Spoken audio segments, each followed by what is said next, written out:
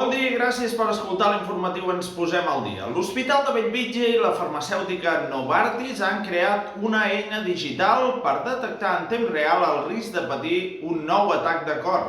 Les persones que sobreviuen a un infart tenen un risc molt més elevat que la població en general de tornar-ne a tenir episodis, sobretot el primer any. Avui, els governs d'Espanya, Irlanda i Noruega reconeixeran Palestina com a estat i esperen que altres països s'hi afegeixin. Als Estats Units ja es consumeix més marihuana que alcohol. En futbol, Hans Flick, el nou entrenador del Barça, haurà d'esperar la sortida de Xavi per poder signar. L'objectiu del Barça és que el de Terrassa perdoni l'any que li quedava de contracte. En bàsquet ACB avui comencen les semifinals, Unicaja UCAM Múrcia i demà ja tenim el primer clàssic, Madrid-Barça. Recordem que les eliminatòries són a 5 partits i a la NBA Boston ja està a la gran final després de guanyar el quart partit contra Indiana 102-105. Avui que és Sant Just, bisbe d'Urgell del segle VI, que va explicar de forma al·legòrica el llibre de la Bíblia, el Cantar dels Cantars.